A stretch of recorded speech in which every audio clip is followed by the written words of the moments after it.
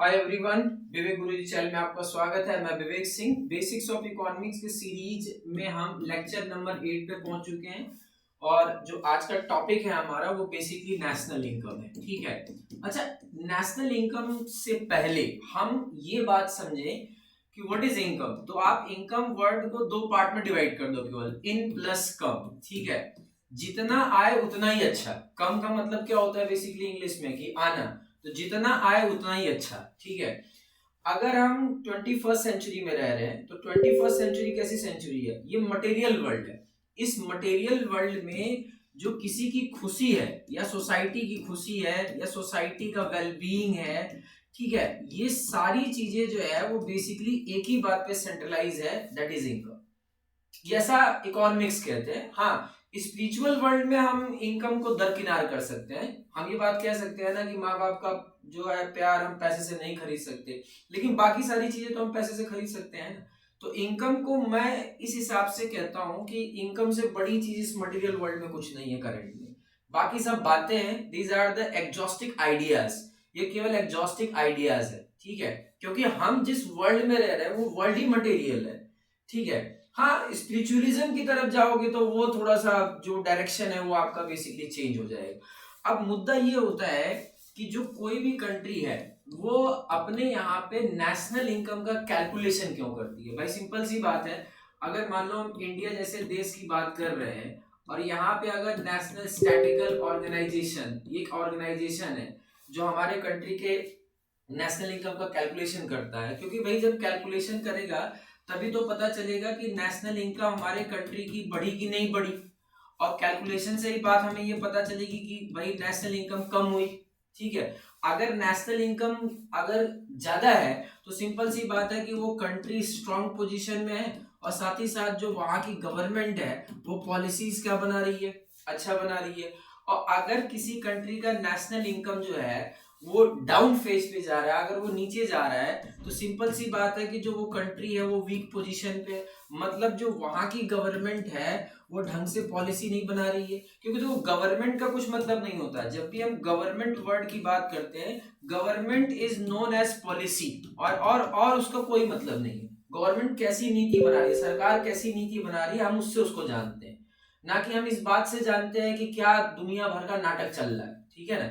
दुनिया भर का क्या नाटक चल रहा है, हमें नाटक से कोई मतलब नहीं है। Just I have to be focus only on one point and that is policy. अगर सरकार पॉलिसी अच्छी बना रही है तो चाहे किसी की सरकार हो अच्छी है, तो अगर पॉलिसी अच्छी बन रही है तो नेशनल इनकम ऊपर जाएगी। अगर पॉलिसी अच्छी नहीं बन रही है तो नेशनल इनकम कहां जाएगा? नीचे जाएगा। ठीक है। तो इसीलिए नेशनल इनकम का कैलकुलेशन किया जाता है। अच्छा, अब यहां पर आपको एक बात याद रखनी है कि जब भी नेशनल इनकम का कैलकुलेशन होता है तो उसमें बेसिकली आपको चार बातों का ख्याल रखना पड़ता है, या चार बातों का कैलकुलेशन करते समय बेसिकली क्या किया जाता है, ख्याल रखा जाता है। देखो, नेशनल इनकम का जो कैलकुलेशन होता है वो हमेशा फाइनल गुड्स और सर्विसेज पे होता है। किस पे? Final goods and services. अब आपके दिमाग में ये आएगा कि ये फाइनल गुड्स एंड सर्विस क्या होती है। जनरली एग्जाम में क्वेश्चंस आते हैं आपके कि नेशनल इनकम का जो कैलकुलेशन है, ठीक है ना, वो कौन सी गुड्स और कौन सी सर्विसेज पे किया जाता है, तो हमेशा वो फाइनल गुड्स एंड सर्विसेज पे किया जाता है। अब फाइनल गुड्स एंड सर्विस का बेसिकली मतलब क्या हुआ? जैसे हम एक एग्जांपल लेते हैं कि मान लो कि हमने एक जनरल सा एग्जांपल ले लिया कि आपका कोई अपना ऑफिस है, वहां पर एक एसी लगी हुई है, ठीक है, एयर कंडीशन लगा हुआ है, तो वो फाइनल गुड्स नहीं है। लेकिन वही एसी अगर आपके घर में लगी है तो वो फाइनल गुड्स है। ठीक है। फाइनल, या आप दूसरे तरीके से भी ऐसे समझ सकते हैं कि मान लो कोई एक प्रोफेशनल फोटोग्राफर है, उसके पास कैमरा है, तो फाइनल गुड्स नहीं। लेकिन मान लो कि आपके पास कोई एक डीएसएलआर कैमरा है या कोई भी पीटी जेट कैमरा है जिसको आप अपने पर्पज के लिए यूज कर रहे हो, अपने घर में यूज कर रहे हो, तो वो आपके लिए फाइनल गुड्स है। फाइनल गुड्स का मतलब ये होता है कि ऐसी गुड्स जिसका हम कंजम्पशन कर रहे हो। ठीक है। तो नेशनल इनकम का जो कैलकुलेशन होता है वो हमेशा फाइनल गुड्स एंड सर्विसेज पे होता है। ठीक है। हाँ, अब ये बात हो गई कि अगर एसी आपके ऑफिस में लगा है तो वो इंटरमीडिएट गुड्स है, मध्यवर्ती माल है वो। ठीक है। और मान लो एक प्रोफेशनल फोटोग्राफर है, उसके पास कैमरा है, तो वो भी इंटरमीडिएट गुड्स है, क्योंकि भाई उससे वो फोटो खींच के उसको उस सामान को बेच रहा है। ठीक है ना। तो हमेशा ये बात याद रखना कि जब भी नेशनल इनकम का कैलकुलेशन होगा तो हमेशा और हमेशा फाइनल गुड्स एंड सर्विसेज पे होगा। और यहाँ पे क्या होगा कि नेशनल इनकम के कैलकुलेशन में केवल हम लीगल आइटम्स की एंट्री करते हैं, ओनली लीगल आइटम। यहाँ पर कोई भी चीज, क्योंकि भाई अब चोर के लिए तो चोरी भी एक इनकम है, डकैत के लिए डकैती भी एक इनकम है, टेररिज्म के लिए जो टेररिस्ट एक्टिविटी से वो फाइनेंस जनरेट कर रहे हैं वो भी तो उनके लिए इनकम है, क्योंकि चोर की इनकम क्या है, उसकी चोरी, लेकिन वो देश की इनकम नहीं है। तो इसमें हमेशा आपको बात याद रखना है कि इसमें केवल और केवल लीगल आइटम्स की, जो वैधानिक चीजें हैं, उन्हीं की एंट्री की जाती है कैलकुलेशन करते समय, ठीक है। और तीसरे नंबर पे ऐसी चीज जो इकोनॉमिक एक्टिविटी है, इकोनॉमिक एक्टिविटीज का मतलब बेसिकली क्या हुआ, ठीक है। अब अगर आपकी मम्मी आपके लिए खाना बना रही है तो आप उनको पैसा थोड़ी नहीं दे रहे हो, वो इकोनॉमिक एक्टिविटी नहीं है।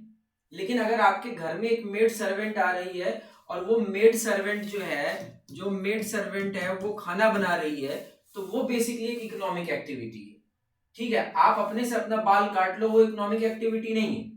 लेकिन आप अगर एक पार्लर में जा रहे हो, आप एक सैलून में जा रहे हो, ठीक है, वो एक इकोनॉमिक एक्टिविटी है। इकोनॉमिक एक्टिविटी का बहुत सिंपल सा मतलब है, आप बेसिक्स ऑफ इकोनॉमिक सीरीज में मेरे जाके जब देखोगे तो वहां पे मैंने इकोनॉमिक एक्टिविटी वर्ड को समझाया है। मतलब इकोनॉमिक एक्टिविटी का बहुत सिंपल सा मतलब है जहां पर मनी का इन्वॉल्वमेंट हो, जहां पर भी मनी का इन्वॉल्वमेंट होगा उसी को हम बेसिकली इकोनॉमिक एक्टिविटी कहेंगे। और हमेशा बात याद रखना, जब भी नेशनल इनकम का कैलकुलेशन होगा उसमें जो चौथा और सबसे इंपॉर्टेंट वर्ड है उसको हम लोग बोलते हैं डेप्रिसिएशन। डेप्रिसिएशन को हिंदी में हम बेसिकली ह्रास बोलते हैं। देखो, डेप्रिसिएशन को हमेशा क्या किया जाता है, जब भी नेशनल इनकम का कैलकुलेशन किया जाता है तो उसको सब्सट्रैक्ट कर दिया जाता है। अब ये डेप्रिसिएशन को हम सब्सट्रैक्ट क्यों करते हैं, ठीक है। अब आप डेप्रिसिएशन बोलो, आप इसको वियर एंड टीयर बोलो, या आप इसको ऑब्सोलेंस बोलो, ठीक है ना, सबका मतलब एक ही है। वियर एंड टीयर का भी मतलब डेप्रिसिएशन है, डेप्रिसिएशन का मतलब तो डेप्रिसिएशन है ही, ऑब्सोलेंस का मतलब तो डेप्रिसिएशन है ही।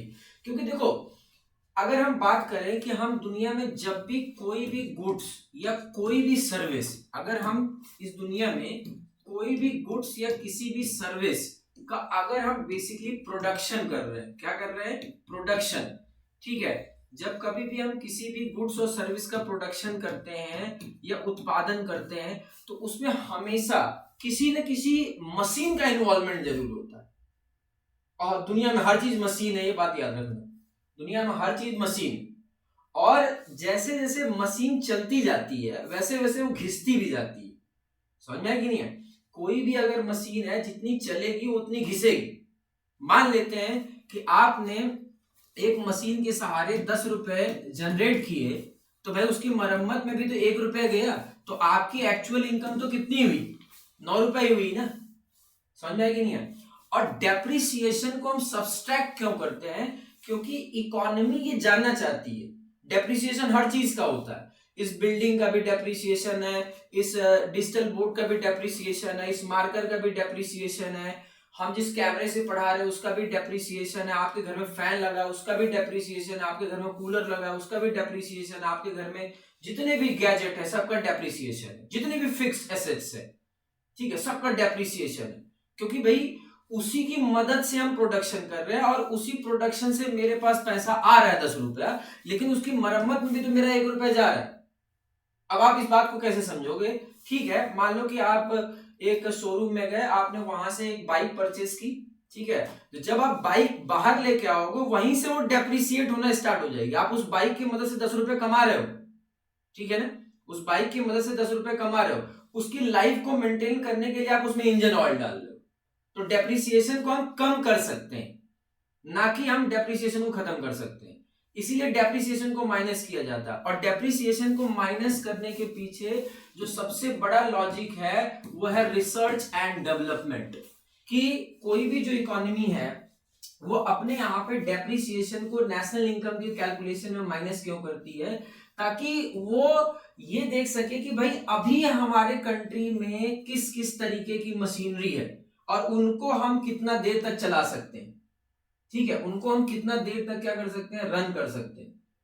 तो अगर वो रन कम कर रहा है ठीक है, तो रिसर्च के मदद से हम थोड़ी उसकी क्वालिटी को क्या करते हैं, इंक्रीज करते हैं। अब कभी BS4 इंजन आ रहा है, ठीक है ना, कभी BS5 आ रहा है, BS6 आ रहा है, तो ये क्या है, ये रिसर्च एंड डेवलपमेंट है। कि हमने देखा कि भाई इसका डेप्रिसिएशन ज्यादा है, फिर हमने ये देखा BS5 जो इंजन है उसका डेप्रिसिएशन थोड़ा सा उससे कम है, फिर हमने ये देखा कि BS जो 6 है उसका डेप्रिसिएशन उससे भी क्या है, कम है। तो डेप्रिसिएशन को बेसिकली सब्सट्रैक्ट करने के पीछे नेशनल इनकम के कैलकुलेशन के टाइम में एक ही लॉजिक है, वो ये लॉजिक है कि हम कंट्री में रिसर्च और डेवलपमेंट के ऊपर फोकस कर सके। बाकी मैं कल इसके कैलकुलेशन के ऊपर आपको एक लेक्चर दूंगा। तो thanks for watching me, Vivek Guruji, bye bye.